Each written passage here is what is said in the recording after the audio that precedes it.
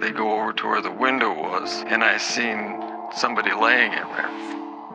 And I walked over, and the window was open, and I touched her head, and I said, "You get that door open right now." This is Anita Knutston. She was an 18-year-old student with an amazing sense of humor and a big group of friends who loved her. So when she disappeared in 2007, no one could understand why. And when her parents looked into her disappearance, their worst fears came true. He told me that somebody killed her and... Who hated Anita? And why? This made so little sense. Shockingly, it didn't make sense to the police either. For 15 years. Indeed, in 2022, there's been a huge update to the case, and Anita's killer was not who everyone was suspecting. Let's dive into the strange case of Anita Knutston and uncover all the bizarre plot twists that followed her tragic death. When Anita's family adopted her as a baby, they promised her nothing but love and protection. I had to go to court and tell the judge I would take care of her and make sure she was safe her whole life. Gordon and Sharon Knutston adopted 3 babies, Daniel, Anna, and Anita, from different families. But they were of similar ages, and they immediately became a tight-knit trio. In many respects, they were a picture-perfect family to everyone who knew them. Anita was a loving daughter too, but she was also exceptionally ambitious. In 2007, she was only 18, but she was already living on her own and working 2 jobs. Why? Because she wanted to pay for her own university studies. Anita was a freshman at Minot State University. This is Anita Knutston reporting live from North Dakota. There is a ginormous tornado coming towards us from the southeast. Her dedication to work and relentless sense of humor made Anita really popular. Anita was the coolest girl. Like, everybody at school loved her. I was really lucky to have her as my sister. But she didn't work hard to be popular. In fact, she was quite natural. She didn't really care a lot about what other people thought of her. She was the nicest person I've ever known. And Anita was a big fighter for justice. She would always root for the underdog and make sure that no one was getting picked on at school. When she was in high school, there was a girl that principal sent her home because she didn't follow the dress code. She went to the principal and says, "I think you need to apologize to this girl." She says, "I make the rules around here." And she says, "I know you do. You got them written down." Every day when she'd come to school, she'd stick her head in the door and said, "Have you apologized yet?" And finally he did. That was the kind of person she was. On the first day of June 2007, Sharon remembers having a very regular chat with her daughter. I talked to her Friday. She said she was going home. And that was the last time I talked to her. On Friday evening, Anita called her mom as she was returning home from her job at Fairfield Inn. I called her Saturday, just out of habit of calling her every day almost. And she didn't answer, so I called Sunday, no answer Sunday. And so Monday, I called her and still no answer. She should have been answering her phone. By Monday, June 4th, the Knutstons had a very bad feeling about it all.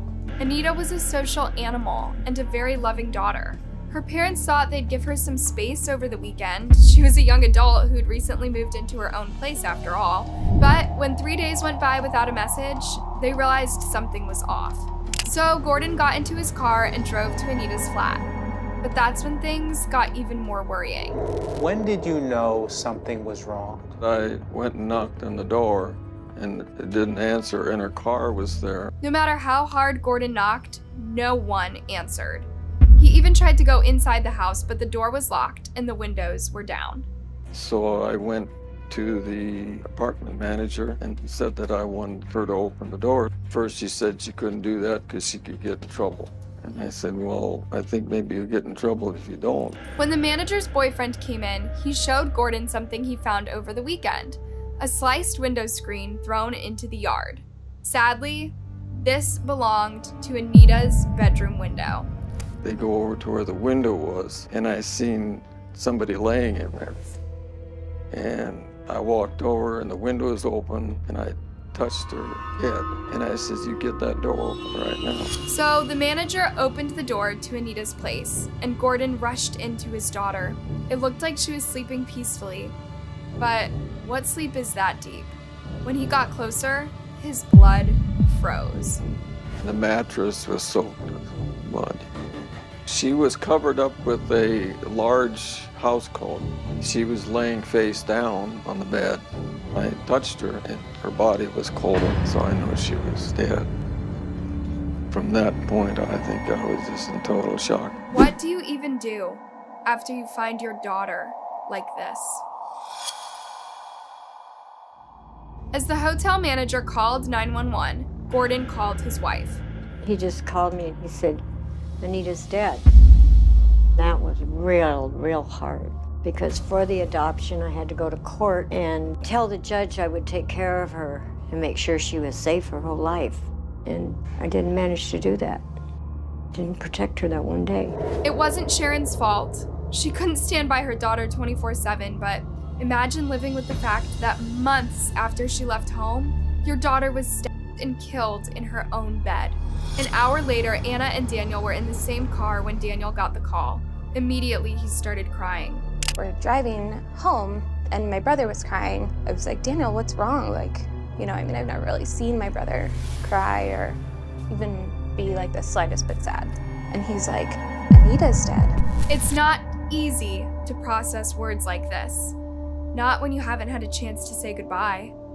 At that moment, I didn't understand.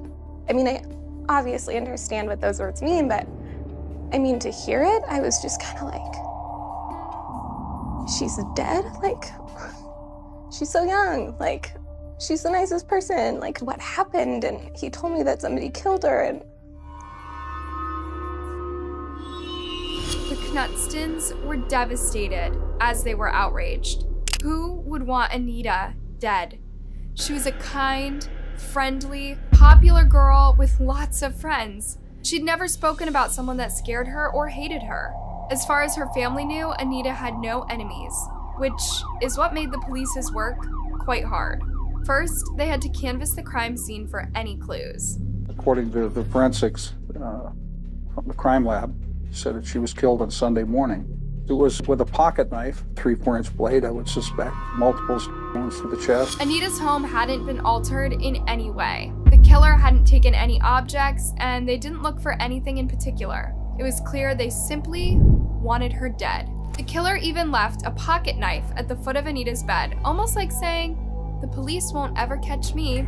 Indeed, there were only DNA traces on the pocket knife. The killer was probably wearing gloves. So, without a DNA profile, the police had to look at the motive. Were there any signs of sexual assault? The police say no. Sign of robbery? Were any of her belongings missing? Well, that's a real interesting part of it, I thought, is that nothing was discovered missing. It was not considered a robbery at all, just plain murder. As the investigators tried to unearth the reality behind Anita's murder, they discovered more questions than answers. If Anita would have been chosen randomly as a victim, then chances were she would have also been robbed or assaulted, but she wasn't, so it was most likely a targeted attack. Still, who would target Anita? I don't know that I ever met anybody that did not like her. She was that type of person. If you were an underdog, she was befriending you. She was always there for whoever needed a friend. The first natural question for any investigator in this case was, what was Anita's love life like? At that time, Anita wasn't dating anybody, but she did have a very insistent prom date, Tyler.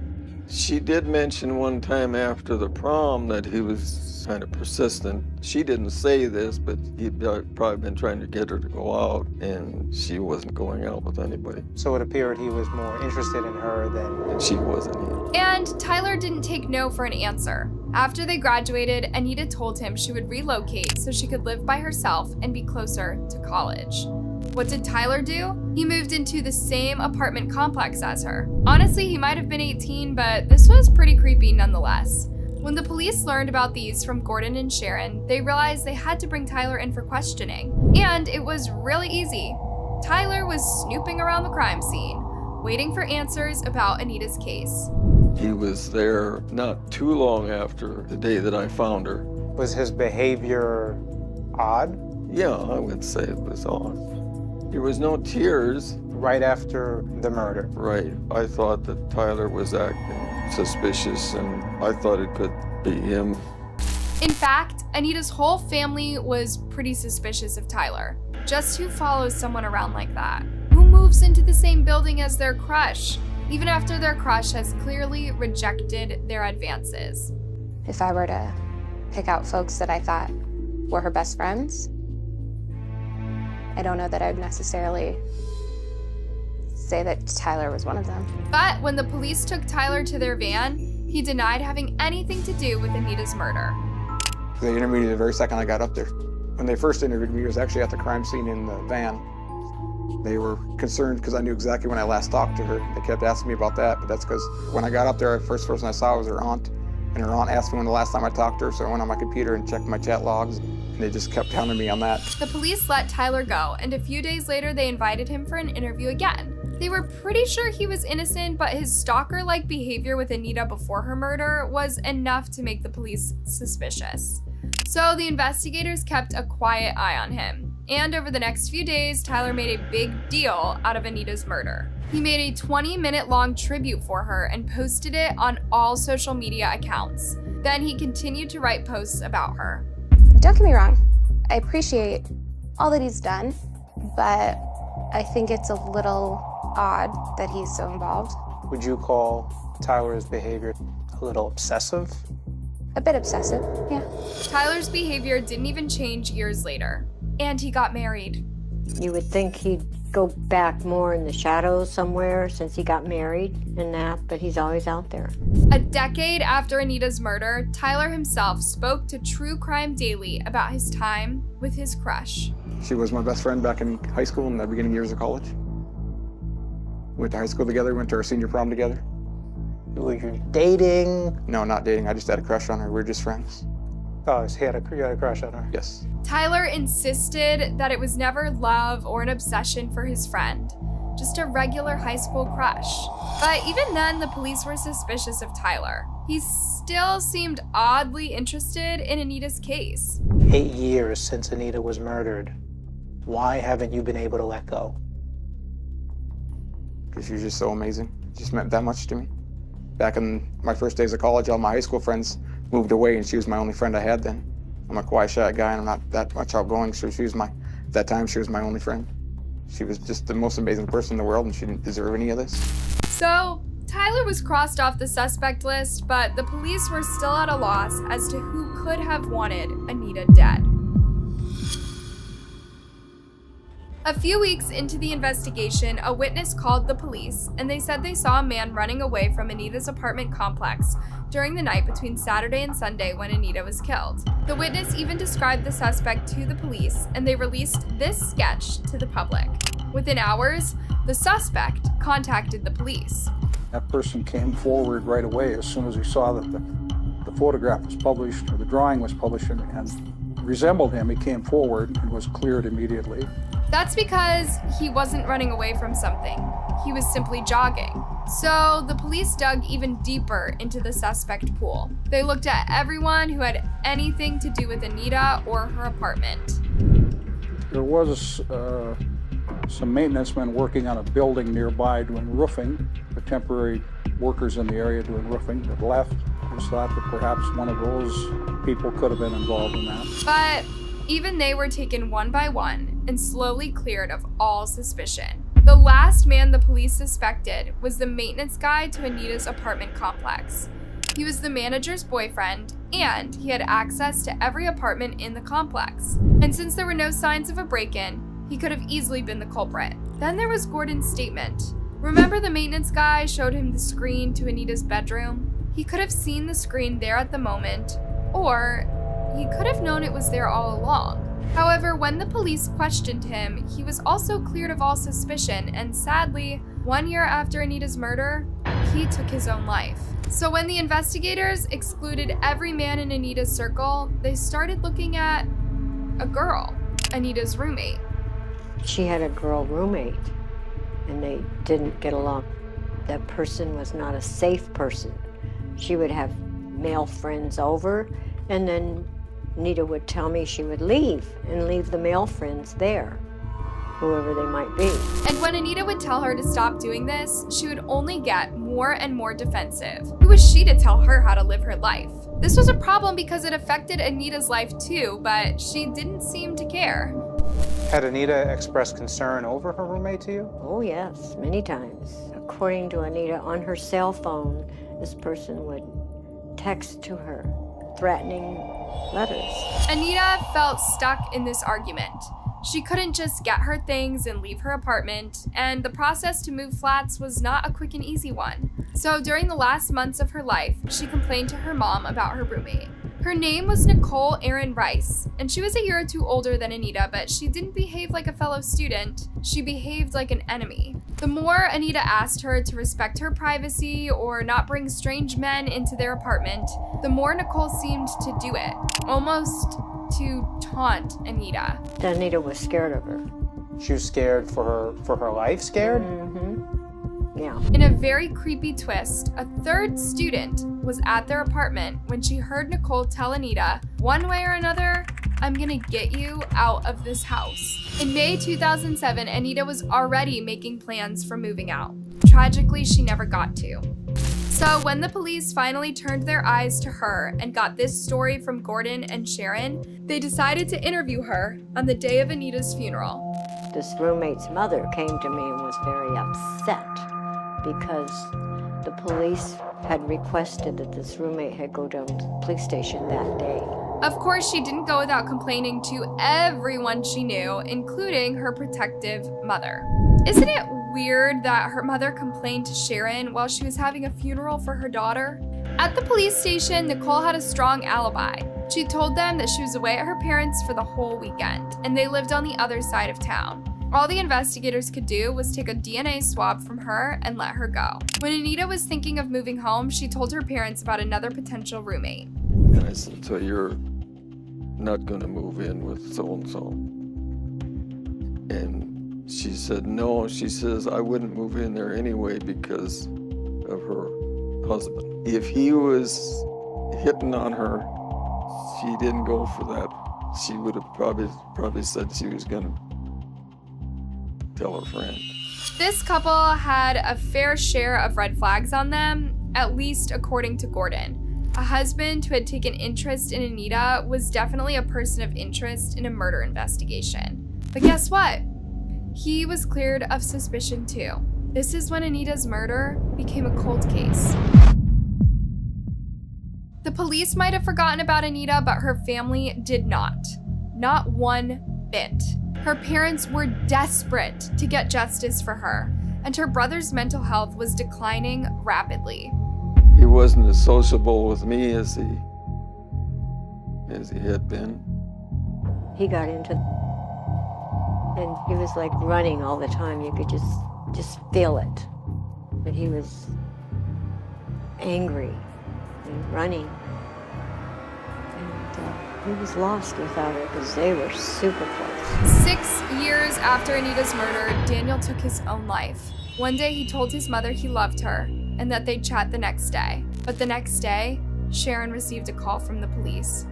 He himself. Imagine not losing just one, but 2 children because of one evil person. Being told twice that your siblings are gone, I mean, that's crazy. It's kind of weird because my parents have their own biological kids that are a lot older than me, but like Anita and Daniel, I mean, they were my brother and sister. So you can imagine that the Knutsons wanted to see the police work the case again. But by 2017, the police still hadn't matched the DNA swabs they'd taken to the DNA traces found on the pocket knife. Either they didn't have the right technology to extract a profile from that little information, or there was a huge mistake there. I know the police took DNA from a number of people, but I don't know if they attempted to match that with anyone. When this information got to Anita's family, they couldn't believe it. Did investigators not even try to match the DNA found on the knife? Were they that oblivious to the very basics of a homicide case? My confidence in the Atlantic Police is not very high. But when the police spoke to the press, they ensured everyone they did check the DNA they had against the profiles they retrieved. We recovered DNA evidence from the crime scene in general, including the knife. Nearly everyone that we interviewed submitted to a DNA sample, and all those samples have been compared to the DNA collected from the crime scene. Throughout the 15 years between 2007 and 2022, the police continued to interview people with a connection to Anita, from her former classmates to her dance buddies. The police didn't really forget her. They continued to work in the background.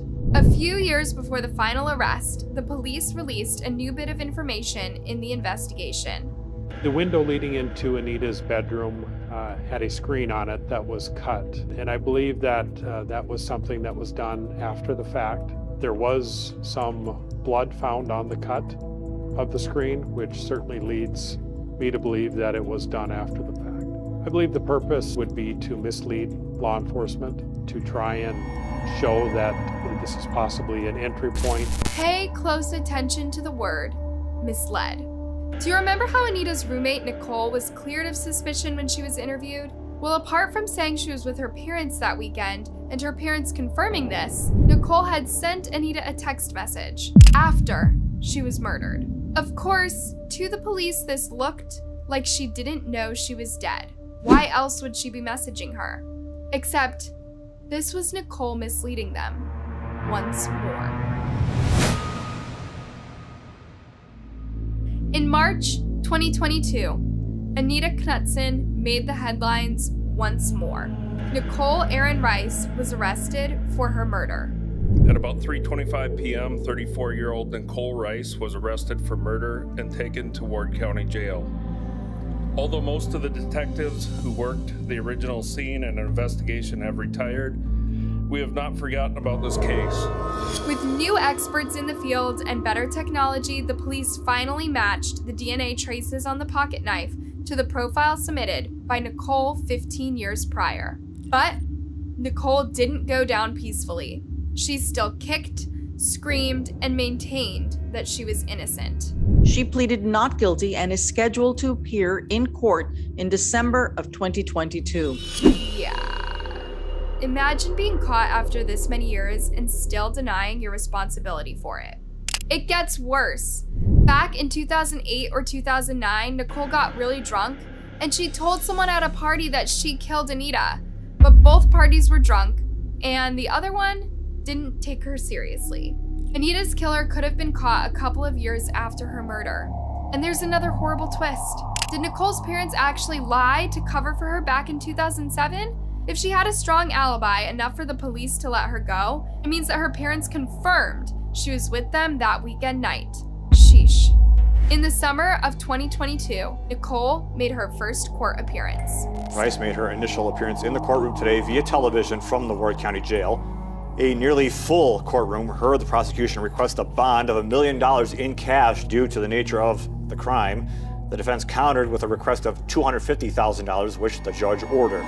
According to the Minot Daily News, Nicole Rice was charged with Class AA murder and is facing life in prison. Chief John Klug said, "Finally, my heart goes out to the family. I wish we could have solved this sooner, but at the same time, I'm glad to say that we have a person responsible for the murder of Anita Knutson in custody." It seems like her trial will be a fairly easy one. Nicole had access to Anita's apartment after all. They lived together. Their relationship had been in shambles for quite some time, as Anita confessed to several fights between them to her parents. And of course, Anita said she was scared of Nicole. Both her parents can testify to this. Digital forensics expert Eric Devlin analyzed the text messages between the two girls, and he concluded it was pretty clear they had become enemies by the spring of 2007. The fact that Nicole sent a text after she was dead, and that she never told the police about their conflicts during her first interview, only prove her guilt. Imagine being on the cusp of justice for once. Anita's parents haven't spoken to the media since Nicole's arrest, but they will probably make an appearance during her trial. Nicole's trial was set to begin in November 2022, but in October it was announced that it's been delayed to March 2023. Nicole's defense team might try to push this for as long as possible, but she's already in prison. And by the look of things, it's not very likely that she'll ever get out. Meanwhile, Anita and Daniel's family will forever remember two innocent people who had their whole lives ahead of them and who spread nothing but joy until their tragic end. Thanks for watching, you guys. Hey, don't be shy. Make sure you hit that like button and subscribe for more. See you next time, and keep yourself safe.